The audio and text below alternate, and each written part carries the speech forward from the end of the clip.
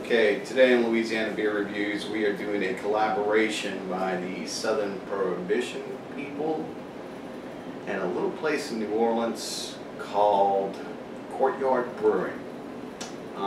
That's at the Courtyard Hotel on St. Charles Avenue?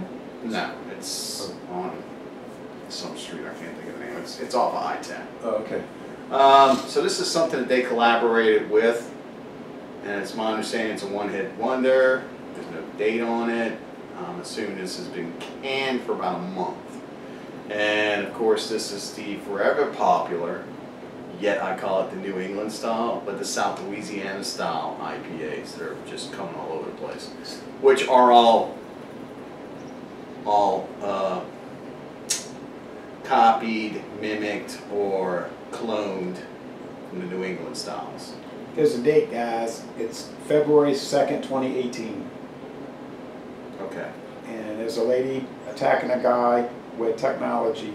She's hitting him with a book with a bull on it. 7.3% alcohol. You don't know the IBU's probably around 70, huh? I have no clue. And it's 1 o'clock in the afternoon in Jefferson Parish, Louisiana. Okay. And like you said, and I've said this in my videos, what is the real point of making a video for a beer like this when no one can get it? You could, it's a strong argument. It's a one-hit wonder. Courtyard makes clones, and then they sell popular. It's a draft place, and they brew their owns, and they'll try to mimic others, and they'll try to make new things. So it's one of those places. I've never been to Courtyard, so I tried to bring you there. You didn't want to go.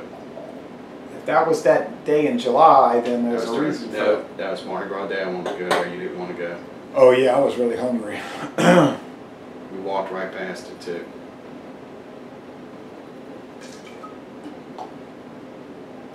No, we'll go one day. Jay gets to swish and pour because that's what he likes. True. So as you can see, yours has got chunk and glunk, lots of stuff in it. It looks like apricot juice. Well, I've had Lots of yeast chunks. Courtyard's Sonic Youth before, which this looks a lot like, and I've had Southern Prohibition's Cloudy IPAs. So this is supposed to be a collaboration. I don't know if they took two beers and mixed them, if they got together. I don't know what the story is on this, other than Hey, it smells really good, and it smells more like Courtyard's Sonic Youth to me. and you saw that Southern Prohibition's Devil's Harvest. That was a pretty milky IPA, right? You got it old. You got to get that fresh. Yeah. Okay, so just about all these styles you need to get fresh. This one's probably on the downside. Well, it's probably right at the top of that bell curve at 6 weeks, I would say. So anything after that's going to start dropping off. Yeah, it's 6 weeks, so. Unfortunately, these things oxidize, but this one looks like it's holding up pretty good. I had this on draft at Buffalo Wild Wings near the Lakeside Mall of Veterans. Oh, they had it. Yeah. What did you think about it on draft? You liked it? I did like it. I was just in a place I didn't want to be in, so I just drank it and left. So I don't like those places like that. It's not relaxing. I feel like I'm a character inside of a video game with all these lights, and Too busy. cameras, and stuff going on, and trying to get someone's attention just to get a beer, and they ignore you. And I'd rather be in a nice, cozy little place where it's like 10 to 12 people, and there's attention, you know, as it should be, and then, you know. At any rate, enough ranting. Let's go ahead and smell this. Typical. Smells resiny and juicy. Smells like Ghost in a Machine. Correct. Looks like Ghost in a Machine. Correct.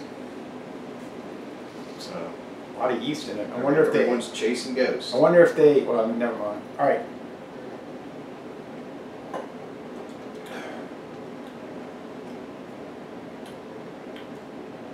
Tastes like Sonic Youth. I've had Sonic Youth before. It's pretty good. This is a little bit more subdued than Sonic Youth. Sonic Youth seems to be a little bit more fruity. This is very fruity. This is kind of like pear. Bartlett pears. Yeah. Pear. Little mango. It's your tip. It's exactly what they were looking to do. Lots of sugar. We've had this beer several times with different names. Juicifer. Ghost in the Machine. Be sometimes tastes like this. Double dry hop sometimes. No, I didn't like that. I thought that was a big waste of money. Yeah. It's very juicy and sugary. I mean, if you like juicy and sugary beers, it doesn't even taste like beer. It tastes like it tastes almost like someone took beer and a dreamsicle snowball and kind of put it together. Not that would not trying to say this is bad. It's good in its own right. It's my understanding that these New England styles are supposed to taste like this. They're supposed to give a very uplifting feeling on your tongue. It's supposed to go down clean, which it's doing that. It's got a pearness to it, slight mango, and a little bit of citrus. But that's all I'm getting off of it. Greenleaf 33 told me, he said, this is the wave of the future, and these are the ones that are getting all the high scores. He said, in my fixation on the West Coast dank, clear, old style, like really hoppy IPAs, you know, high bitter IPAs, is leaving me behind, you know. So he said, it's not a fad, it's a trend, and that's what the future is. I said, I guess I'm getting left behind. And I'm not arguing that. I'm not obligated to like embrace something that I'm not thrilled about. But he just said that's the future, and I'm not in the future. And I'm just talking about comments that were made on the channel. I don't know how to apply to that other than the fact that as generations change, taste and things change. So I never thought I'd see people pay an enormous amount of money to get a piece of meat on bread off a food truck and call it gourmet, as opposed to going to a restaurant and sitting down. Oh, they pay a lot of money at the food trucks, huh? Oh, jeez, yeah. And then they justify it, but look at the amount you get. It's like, okay, you don't have to be a glutton all the time to eat. Sometimes it's about taste, texture, feel, and how it makes you feel after you eat, rather than stuff in your gut like it's Thanksgiving every meal. Right. The mouthfeel here is kind of heavy, and the finish is kind of sweet.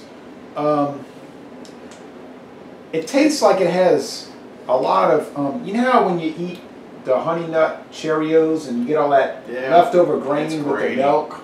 Yeah. It's almost like they put oats in it to make it milky. Like, it's got that Honey Nut Cheerio wheat. I don't know.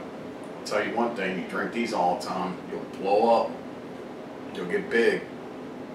And good luck on trying to knock it off, because it sticks to you like glue. So it's not a diet product. I wouldn't drink these all the time.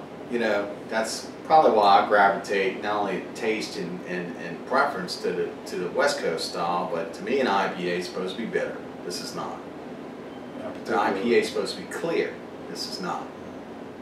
An IPA is supposed to be dank. This is not.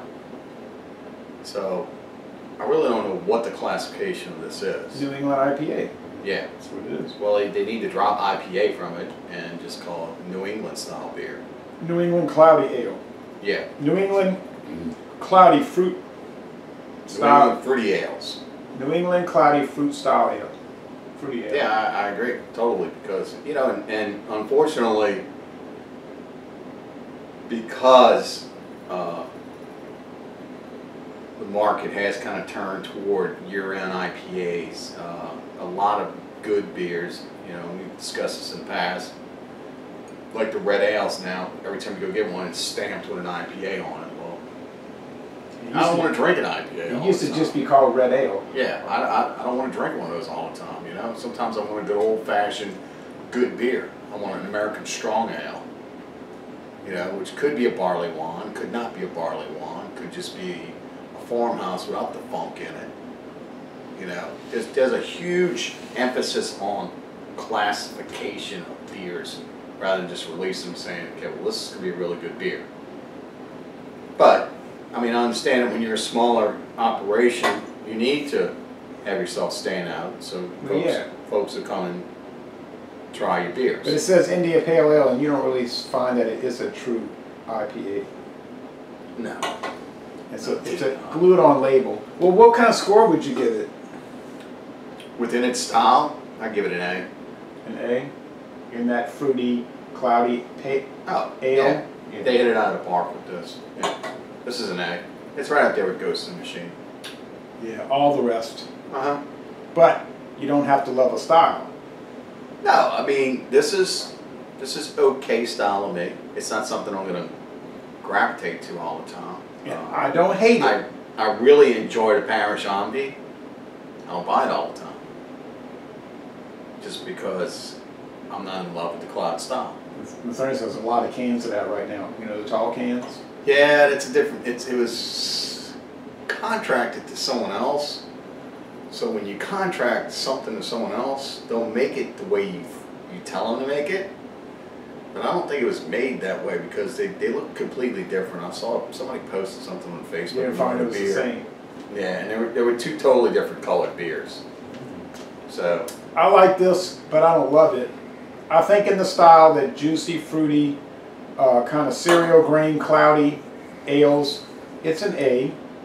For beer overall, yeah, it's probably a B plus, A minus type thing. I give it an A. I give it a solid A. They did a good job. They collaborated with a larger brewer, and sometimes their beers aren't always A's, and sometimes their beers are a little all over the place. But they did a really good job here. And like I said, this has been sitting for 6 weeks, and it's very good.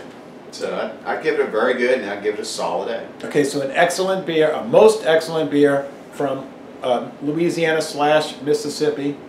And we're going to end this review by saying, y'all come on down to warm. From Southern Prohibition people, and I might save this can because it's got Courtyard symbol on it. Yeah, a little collectible. Yeah. Y'all come on down to sunny, warm, and humid southeastern Louisiana. And if you're in New Orleans, go to